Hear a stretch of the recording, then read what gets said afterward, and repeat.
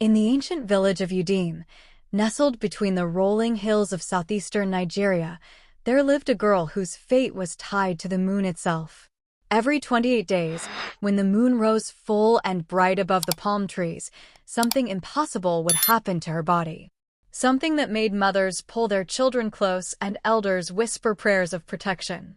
But what they saw as a curse would one day prove to be the very thing that saved them all. This is the story of Adaeze, the girl with the changing neck, and the night she became queen. The morning sun cast golden rays across the clay walls of the compound in Udeme village.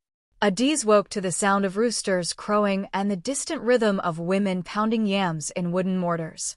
She was 17 years old, with skin the color of rich earth and eyes that held an ancient sadness. As she reached for the copper mirror beside her sleeping mat, she already knew what she would see. The full moon had passed 3 days ago, and her neck had returned to its normal length, graceful and proportioned like any other young woman's in the village. She touched her throat gently, remembering the pain of the transformation. Every full moon since her 13th birthday, her neck would begin to stretch, growing longer and longer until it reached nearly 3 feet in length. The first time it happened, her mother had screamed and called for the village healer. The Dibia had come with his cowrie shells and palm wine, performing rituals and declaring that Adaeze carried the mark of the ancestors. Some said it was a blessing. Most said it was a curse. Outside her hut, Adaeze could hear the village coming alive. Children laughed as they chased chickens through the dusty paths between compounds. Women balanced clay pots of water on their heads, walking with the effortless grace that came from years of practice. The air smelled of burning firewood and roasting plantains. But when Adaeze emerged from her hut, the laughter would often fade to whispers. Her best friend Ngozi was waiting by the iroko tree at the center of the compound. Ngozi was everything Adaeze was not, beautiful in the way everyone expected, with a round face and a quick smile that made young men stumble over their words. But Ngozi had stood by Adaeze through every transformation, every cruel word, every market day when other girls would point and giggle. Today, Ngozi's face was troubled. She pulled Adaeze aside, away from the ears of the other women. Strange things had been happening in Udeme, she whispered. 3 goats had disappeared from Chief Okonkwo's compound in the night. Old Mama Nkechi claimed she saw shadows moving in the forest, shadows that walked upright like men but moved like animals. And last night, during the full moon, someone had heard singing coming from the sacred grove, where no one was permitted to enter after dark. Adaeze felt a chill despite the warm morning air. The sacred grove was protected by ancient laws and older spirits. The elders said that long ago, before their grandparents' were born, a powerful oracle had lived there, a woman who could see the future and speak to the dead. When she died, the grove became her resting place, and the spirits made it their home. To enter uninvited was to invite madness or death. But Ngozi had more to tell. Her voice dropped even lower. The Igwe, the traditional ruler of Udeme, had called for a meeting of all the village elders. Something was wrong, something big enough to worry even the oldest and wisest among them. Adaeze's father, who served as one of the king's advisors, had left their compound before dawn, his face grave with concern. As the sun climbed higher, Adaeze went about her morning tasks, fetching water from the stream and helping her mother prepare the day's meals. But her mind was elsewhere, turning over Ngozi's words like stones in a river. The other young women at the stream gave her a wide berth, as they always did. She heard their whispers, saw their sidelong glances. Some touched their necks protectively when she passed, as if her condition might somehow spread to them. One girl, Chioma, was bolder than the others. She had always resented that Adaeze's father sat on the king's council while her own father was merely a wealthy trader. As Adaeze bent to fill her clay pot, Chioma spoke loudly enough for everyone to hear. She wondered aloud whether Adaeze's strange affliction was punishment for some secret sin. Perhaps her family had offended the gods. Perhaps she was being prepared as a sacrifice. The other girls tittered nervously, unsure whether to join in or defend Adaeze. Adaeze said nothing. She had learned long ago that words rarely changed minds already set against her. She lifted her full water pot onto her head and walked back toward her compound with her back straight and her head high. Let them talk. She had survived worse than gossip. But that afternoon, everything changed. The talking drums began to sound from the Adaeze palace, their deep voices carrying across the village. Everyone knew what it meant. A summons. All families were to send representatives to the palace square immediately. Such gatherings were rare and usually meant trouble, war, or disaster. Adaeze's father returned home quickly, his wrapper dusty from running. His face was pale, and his hands shook as he called the family together. When everyone was seated in their small meeting hut, he told them what the elders had discovered. For months, young women had been vanishing from villages across the region. Not all at once, and not from the same place, so no one had connected the disappearances until now. But a trader from the neighboring town of Adaeze had arrived that morning with terrible news. 15 girls had disappeared from his village in the last 3 moons. All of them had vanished during the full moon. All of them were between the ages of 15 and 20. And now, the trader had tracked the signs to Udeme. He believed the next attack would happen here, in their village, when the moon grew full again in 25 days. Adaeze's mother gasped and pulled her daughter close. Her father's jaw tightened. The Adaeze had ordered every household to keep their daughters guarded, never to leave them alone, especially as the full moon approached. Night watches would be organized. The village's young men would patrol in groups. But Adaeze saw the fear in her father's eyes. He knew, as she knew, that whatever was taking these girls had avoided capture for months. It was clever, patient, and powerful. That night, Adaeze lay awake on her mat, listening to the sounds of the village settling into an uneasy sleep. Somewhere in the distance, a dog barked frantically before falling suddenly silent. She thought about the missing girls, imagined their terror, their family's grief. And she thought about her own transformation, the curse that made her different, made her feared and mocked. For the first time, she wondered if perhaps there was a reason for it, a purpose she had not yet discovered. The days that followed were tense. Men sharpened their machetes and reinforced the wooden gates of their compounds. Mothers kept their daughters close, rarely letting them out of sight. The market, usually bustling with life and laughter, became quiet and nervous. People hurried through their business and returned home before sunset. Adaeze noticed something else. The other young women, the ones who had mocked her and avoided her, now seemed to watch her differently. There was curiosity in their eyes, and something that might have been envy. During her transformations, her neck could see over walls and rooftops. She could spot danger from a distance. What if, they began to whisper among themselves, what if her curse could actually help protect them? But not everyone thought this way. Chief Okonkwo, the wealthiest man in Udeme, had a beautiful daughter named Amara whom everyone expected the Adaeze to choose as his bride. Amara was vain and cruel, and she had made Adaeze's life miserable since childhood. Now, with fear gripping the village, Amara began spreading a different kind of rumor. What if Adaeze herself was connected to the disappearances? What if her strange transformations meant she was in league with whatever evil stalked them? What if she was the threat they should fear? The rumors spread like wildfire through dry grass. Soon, people began avoiding Adaeze's entire family. When her mother went to market, vendors would not meet her eyes. When her father walked through the village, conversations would stop. Adaeze felt the weight of suspicion settling over her like a heavy cloth, suffocating and inescapable. Ngozi remained loyal, but even she seemed troubled. One evening, as they sat together watching the sun set over the palm groves, she asked the question that must have been burning in everyone's mind. The transformations had started 4 years ago.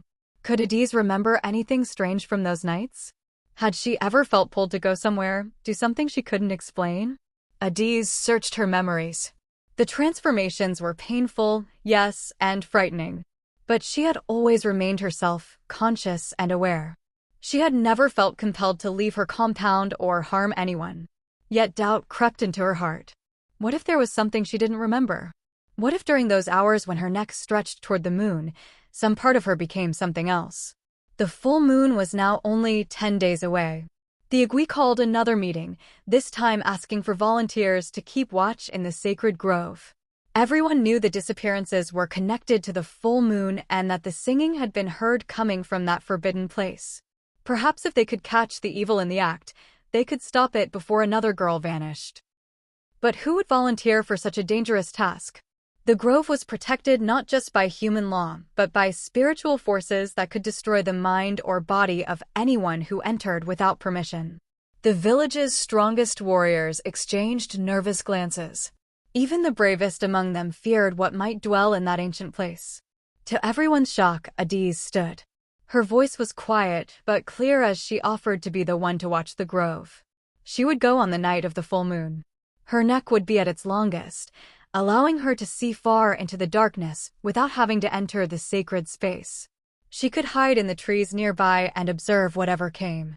The crowd erupted in argument. Some called her brave. Others called her foolish.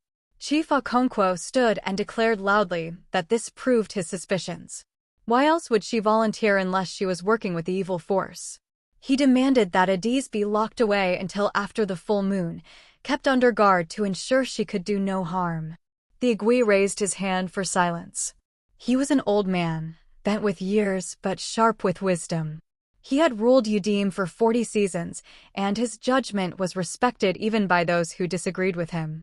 He studied Adaeze for a long moment, his ancient eyes seeming to see past her skin and bones into her very spirit. Finally, he spoke. Adaeze would be given the chance to prove herself. But she would not go alone. The village's best tracker, a hunter named Udeme who could follow a snake's trail through tall grass, would accompany her. And the Dibia, the village's spiritual healer, would perform protective rituals to shield them both from evil spirits. If Adaeze was truly innocent and brave, this would be her opportunity to save her village and restore her family's honor. The next 10 days passed in a blur of preparation. The Dibia came to Adaeze's compound each morning, marking her forehead with white chalk and giving her herbs to chew for spiritual protection. He taught her prayers to recite and warned her about the spirits that dwelled in the grove. Some were protective, he said, guardians of the old ways. But others were hungry and malevolent, drawn to fear and pain like flies to rotting meat. Udeme was a quiet man in his 30s, scarred from years of hunting in the forests. He had tracked leopards and buffaloes, had survived encounters with poisonous snakes and angry elephants.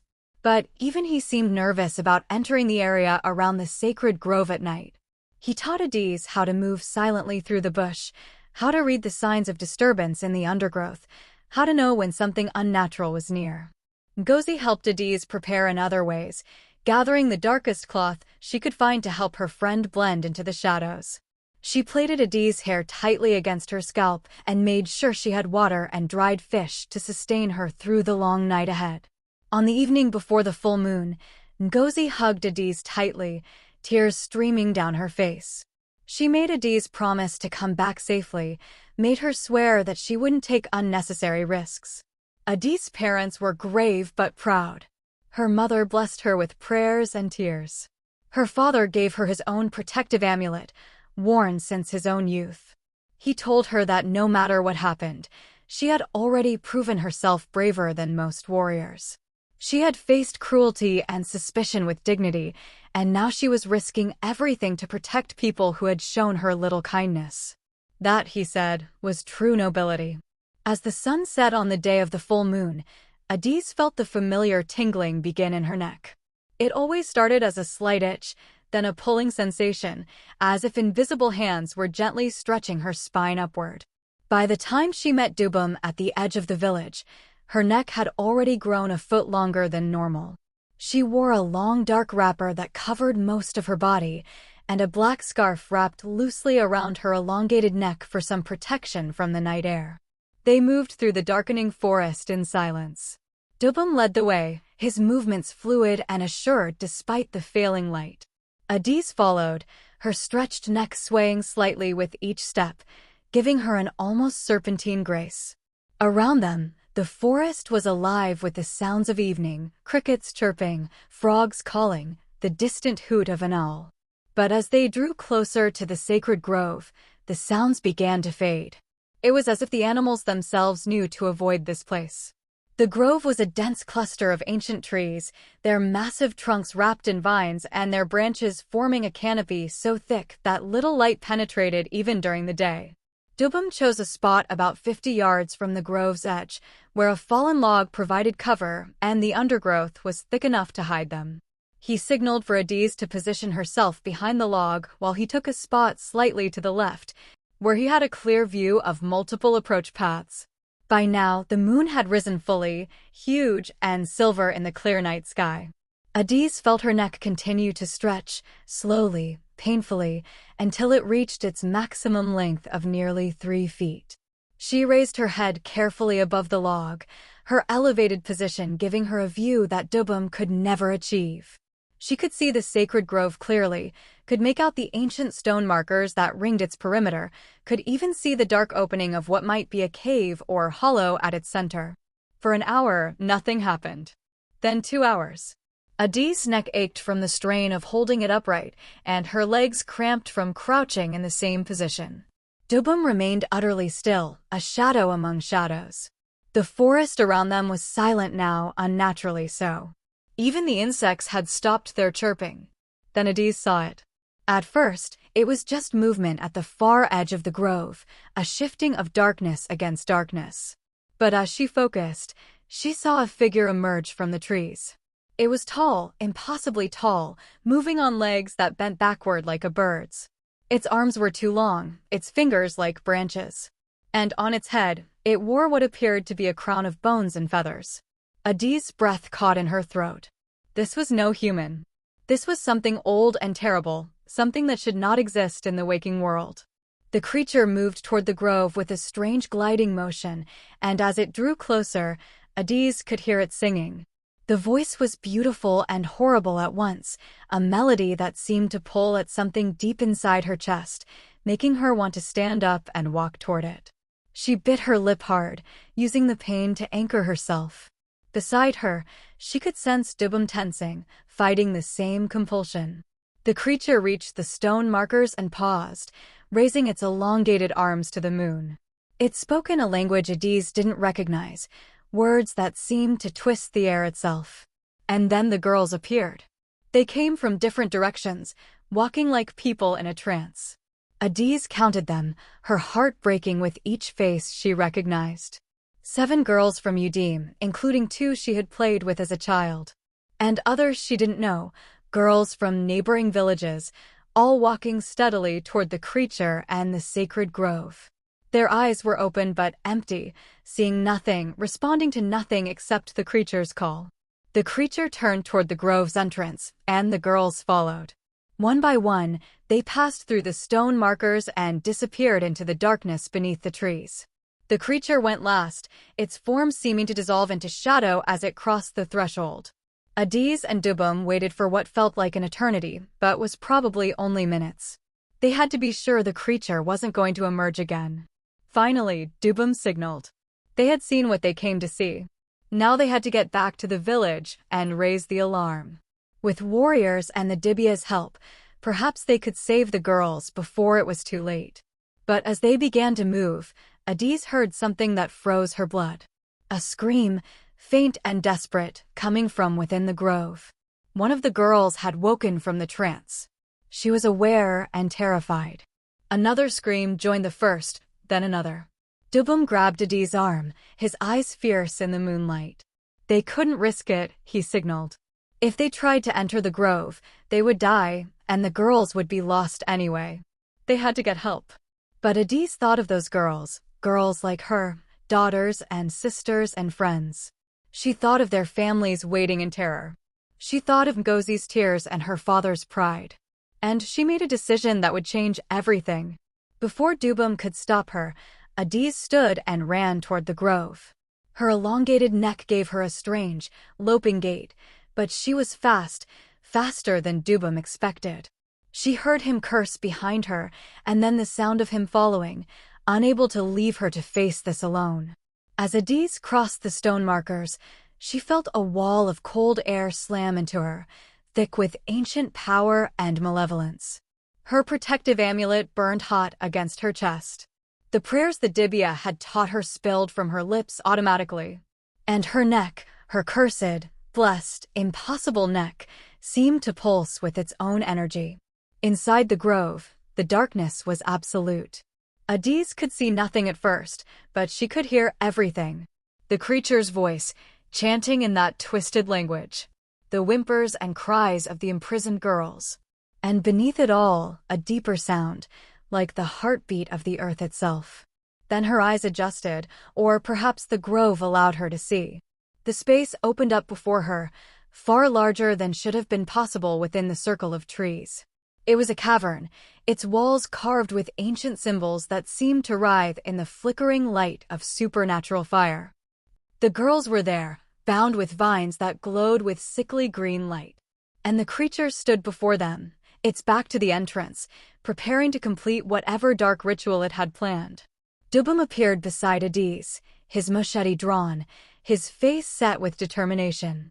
Together they moved forward, but the creature sensed them. It turned, and Adaeze finally saw its face clearly. It was wearing a mask, she realized, an ancient ritual mask she had seen in her grandmother's stories. This was no demon or spirit. This was a human being, a person who had taken on the mantle of an old dark magic. The masked figure laughed, a sound like breaking bones. It spoke, and now Adaeze could understand the words. It called her foolish, called her cursed, asked what made her think she could stand against power that had existed for centuries. This grove had always demanded tribute.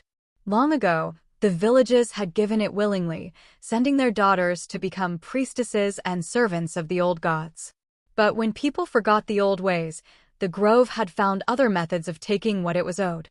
Adaeze felt rage building inside her, rage at the injustice, at the cruelty, at the perversion of sacred tradition into something monstrous. Her neck seemed to elongate even further, stretching impossibly upward until her head brushed the ceiling of the cavern. And she realized something that made her gasp with understanding. This was why she had been marked. This was why the ancestors had given her this gift that everyone called a curse. Her transformation was the counterpoint to the dark magic that animated this place. The same moon that powered the creature's spell powered her change. She was meant to be here, in this moment, the balance that would tip the scales back toward light. The masked figure seemed to realize this at the same moment.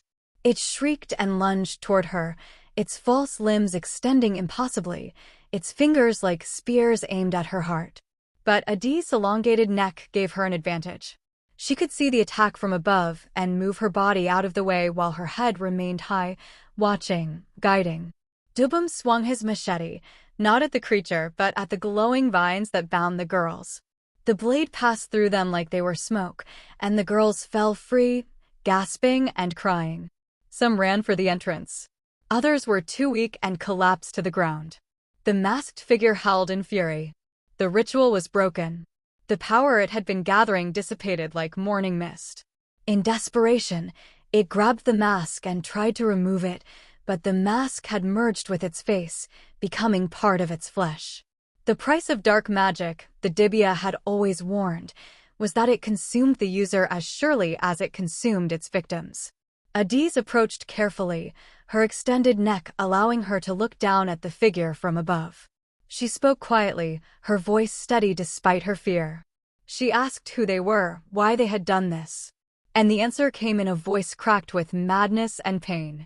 It was Mama Ikin, the village's former healer, thought to have died of fever 5 years ago. She had been jealous of the new Dibia, bitter that the village had rejected her harsh methods in favor of his gentler ways. She had fled to the sacred grove and found the old mask buried beneath the roots of the central tree. When she put it on, it had shown her visions of power, promised her revenge, taught her the dark rituals that would make her feared and worshipped once more. But the magic had taken its toll.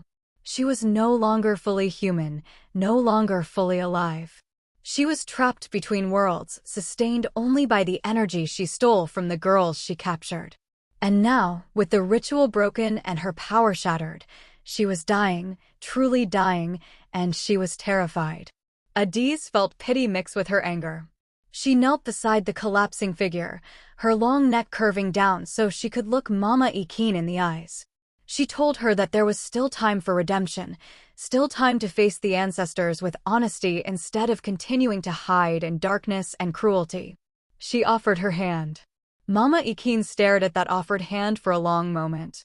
Then, with her last strength, she reached up and grasped it.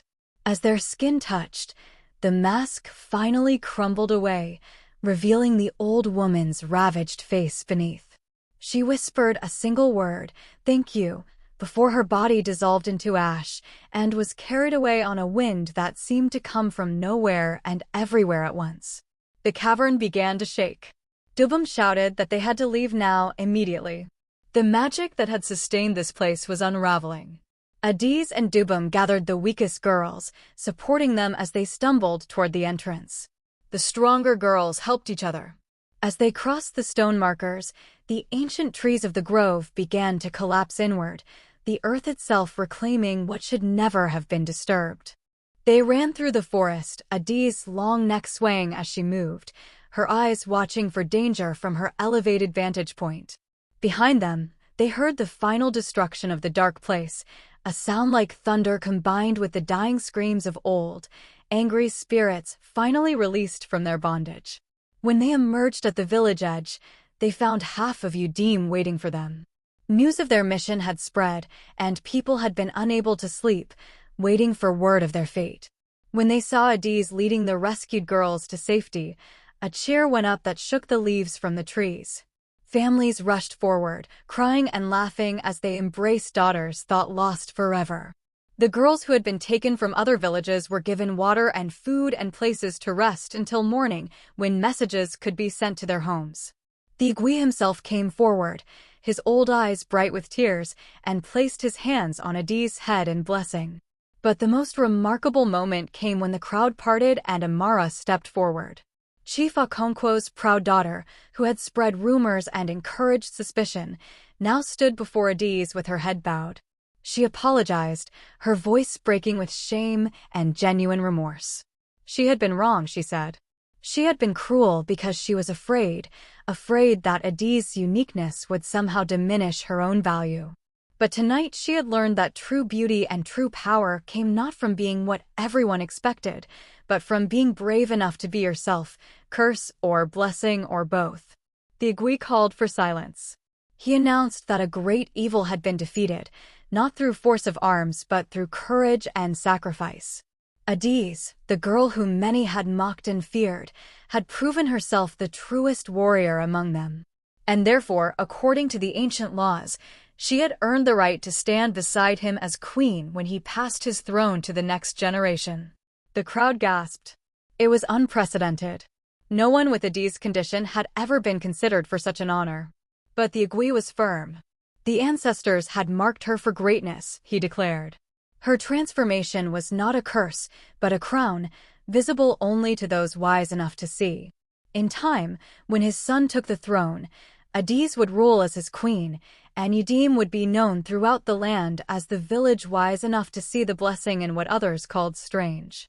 As dawn broke over Udeme, Adaeze's neck began to slowly return to its normal length. The pain of transformation was there, as it always was, but this time it felt different. This time, it felt like coming home to herself, complete and accepted. Ngozi hugged her tightly, crying with joy. Her parents held her between them, their pride and love almost tangible. In the days that followed, the story of that night spread throughout the region. The missing girls were returned to their families. The sacred grove, cleansed by the Dibia and the elders, became once more a place of reverence rather than fear. And Adaeze became not just accepted but celebrated, a living reminder that the things that make us different are often the very things that make us essential. Years would pass before Adaeze became queen. She would train with the elders, learning the wisdom and justice needed for leadership. She would marry for love, a kind young scholar who wrote poems about her strength and grace. And when the time came for her coronation, people would travel from distant villages just to see the queen whose neck stretched toward the heavens every full moon, as if reaching up to touch the face of the ancestors themselves. The children of Udeme grew up hearing the story, learning that courage comes in unexpected forms and that the things we fear in ourselves might be the very gifts the world needs most. They learned that true leadership means standing up for others, even when standing makes you a target. They learned that beauty and worth are not about fitting in but about having the bravery to stand out. And every full moon, when Adaeze stood on the palace balcony with her neck stretched high, watching over her village and keeping them safe, the people of Udeme would look up and remember.